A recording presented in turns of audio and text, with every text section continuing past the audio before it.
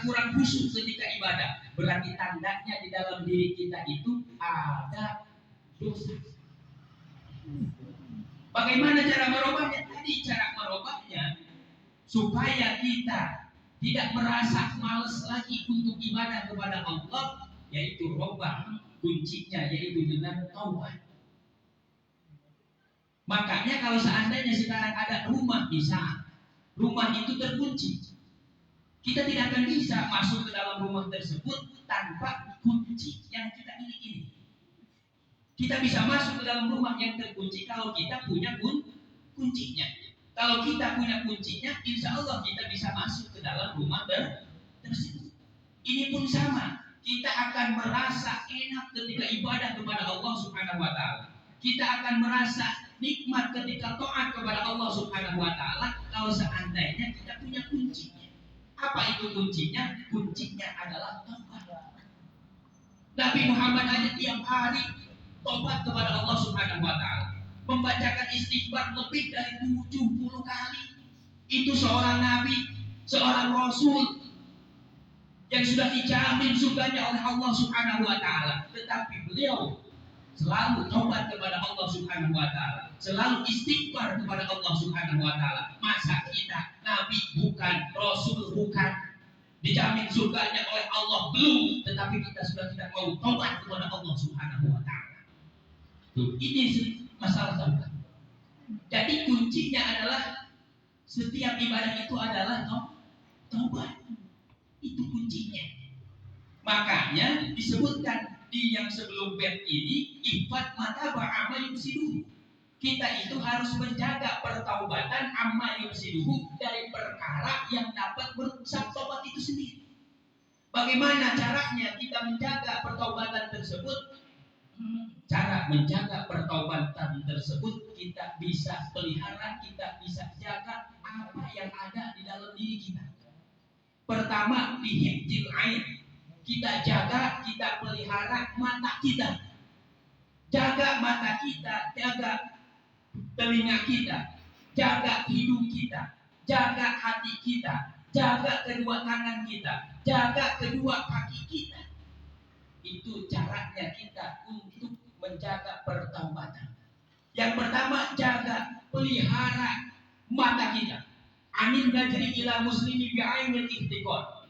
Jaga mata kita dari memandang muslim bi'ainil ihtiqor, dengan pandangan menghina. Jangan merasa kita paling hebat, jangan merasa kita paling wah, jangan merasa kita paling mulia, orang lain tidak ada apa-apanya. Jangan sampai kita seperti itu.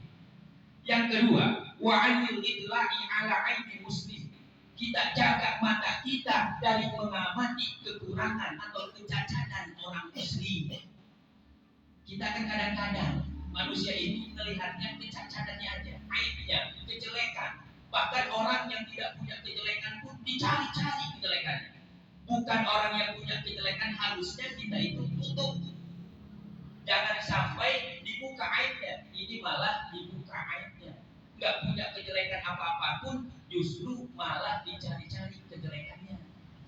Kita contoh Hatim bin Ulwan.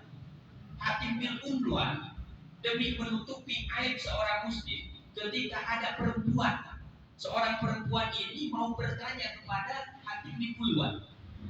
Pas giliran mau bertanya, Assalamualaikum, mau melontarkan pertanyaannya, ternyata keluar terlebih dahulu dari pantatnya suara angin. Coba bayangkan, misalkan bapak ini mau nanya kepada kiai, pas mau nanya malah tuntut. Kira-kira yang mau nanya itu malu kagak? Malu. Ini pun sama, seorang perempuan ketika mau melontarkan pertanyaan malah tuntut. Sehingga mukanya merah, malu, harus bagaimana ini? Tapi apa yang dilakukan oleh Hatim bin Ulwan ini? Oleh Hatim bin Ulwan, seolah-olah Hatim ini tidak mendengar kalau si perempuan tadi kentut. Kata Hatim bin Ulwan, coba dikeraskan suaranya, Seorang-orang tidak mendengar. Makanya Hatim bin Ulwan ini disebut Al-Aso. Diberi gelarnya Al-Aso. Jadi Hatim bin Ulwan Al-Aso. Jadi seolah-olah tak mendengar. Nah ketika itu baru hati si perempuan itu lega. Karena si perempuan, wah berarti nggak ngedenger nih. Sedangkan angin yang dikeluarkan, kentut yang dikeluarkan itu nggak tahu gede apa kecil apa ada suaranya loh, betul? Ini pan itu dibagi-bagi, betul? Ada kentut yang ada suaranya doang, ada tuh, gitu kan? Ada yang kentut nggak ada suaranya, ada baunya doang, ada. Ada yang suaranya kecil, ada yang suaranya gede, itu kentut. Nih sekarang ada kentut ya nih, tapi baunya doang, nggak ada suaranya. Ini biasanya pelakunya yang ngomong duluan ini. Nah itu dalam kitab disebutnya puswa. Kalau ada kentut, ada baunya, nggak ada suaranya. Oh siapa nih yang kentut? Bau amat. Nah biasa dia nih pelakunya. Jadi ada bau, nggak ada suara, itu puswa namanya. Tapi kalau ada suara, tapi suaranya kecil, mungkin minimal nih seorang pemuda nikah, pas ngobrol sama mertuanya malu-malu gimana gitu, pengen kentut, ditahan akhirnya. Pas ditahan nggak ketahan, keluarnya dikit-dikit kayak kampas rem mau habis. Suara kampas rem mau habis gimana? Gitu kan? Akibat ditahan. Pas ditahan masih aja keluar. Nah, suara kecil yang seperti itu kecil suaranya disebutnya pusawah. Tapi ada lagi yang kentut tapi kentutnya gede ini. Ampe-ampe ini tembok pun cukup getar. Mungkin habis makan martabak telur gitu kan dan lain sebagainya, sehingga bergetar tembok juga, suaranya gede, tut. Nah itu mah disebutnya durrot. Itu kentut aja dibagi, betul tidak? Betul tidak? Masa kita tidak mau berbagi? Nah ini Hatim bin Ulwan luar biasa. Satu uyubil muslim, menutupi aib seorang muslim, ditutupi oleh beliau. Coba kalau kita misalnya kita ustadznya ada yang mau nanya kepada kita, pas mau nanya malah kentut, kita mau apa? Siapa malah ikut? Itu kan. Jadi nambah malu. Tapi Hatim bin Ulwan al-Asam demi menjaga aib seorang muslim tersebut, nah pura-pura tidak mendengar. Itulah pentingnya kita menjaga aib orang lain. Jadi kalaupun orang lain punya aib, kita harus jaga. Jangan kita bocorkan, gitu. Nah itu jaga mata kita. Penting kita menjaga mata kita, karena nanti mata kita juga nanti akan dimintai pertanggungjawabannya oleh Allah Subhanahu Wa Taala. Kedua, kita punya lisan. Lisan kita pun kita jaga. Jaga dari apa? Ambil kadhib, dari bohong. Itu tuh penyakit nih, bohong nih. Bohong. Jangan bohong. Kudu jadi orang yang jujur, pedagang jujur, enak. Kita pun sama, ke istri kita harus jujur, jangan bohong. Karena kalau seandainya kita sudah mulai bohong, bohong itu bisa mengundang bohong-bohong yang lainnya. Betul tidak? Coba misal, Ustaz Taufik ngaji enggak? Ngaji dong, kemarin yang MUI, iya. Padahal mah enggak ngaji. Berapa bohong? 1. Artinya bohong ini bisa mengundang bohong-bohong yang lain. Oh ngaji, terus ngaji apa aja? Disebutin 3 kitab. Yang ngajinya siapa? Ternyata salah. Babnya bab apa? Ternyata salah lagi. Itu bohong. Duduknya belah mana? Itu dekat salon. Sampai salonnya dimati. Gitu kan? Dekat salon kan? Padahal mah nggak ada. Tuh jadi bohong 1 kali bisa mengundang bohong-bohong yang lain. Makanya jaga lisan kita, ambil kajian dari bohong. Kemudian wal khalfi bil wa'di, jaga juga lisan kita ini dari mengingkari janji. Wal ghibah, jaga lisan kita ini dari ghibah. Pokoknya jaga lisan kita ini, jangan sampai lisan kita ini menyakiti orang lain. Man kana yu'minu billahi wal yaumil akhir falyaqul khairan aw liyasmut. Begitu kan? Siapa orang yang iman kepada Allah, iman kepada hari akhir, falyaqul khairan, maka hendaknya berkata yang baik. Kalau seandainya kita tidak bisa berkata dengan baik, aw liyasmut, hendaklah kita diam. Makanya pantas diperkuat lagi oleh Imam Syafi'i.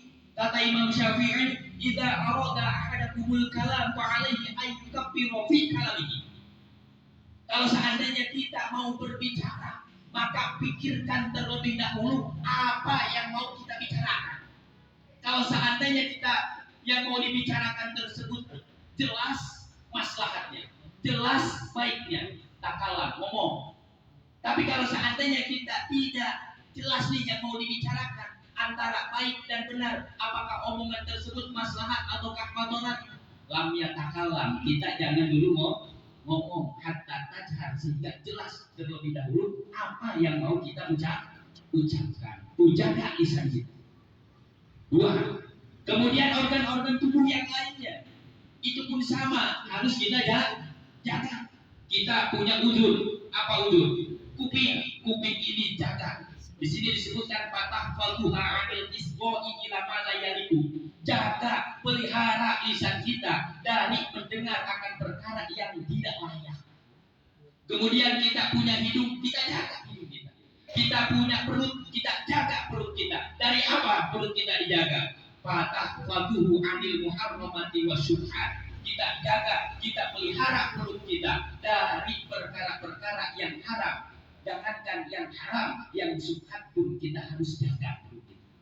Kemudian wal parji kita jaga, jangan asal gesek. Termasuk kaliyadi, termasuk tangan kita jaga. Patah wajuha anta deriba maksuman, jaga, pelihara tangan kita anta deriba maksuman, dari memukul yang tidak bersalah. Kita jaga lisan kita. Termasuk kita punya kaki, kita jaga kaki kita. Jangan sembarangan melangkah nih, kalau mau nih melangkah ke sini, ke tempat-tempat ibadah, ke tempat-tempat yang memang diridhoi oleh Allah Subhanahu wa Ta'ala. Ini tandanya kita semua yang hadir di sini, tandanya orang-orang yang bersyukur.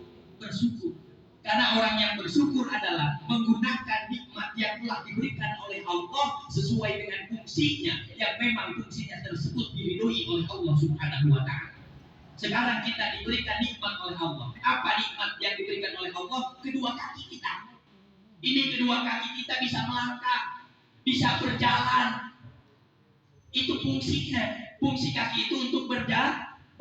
Gunakan kedua kaki kita untuk berjalan. Tapi berjalan kemana? Berjalan ke memang yang tepat diridhoi oleh Allah Subhanahu wa Ta'ala.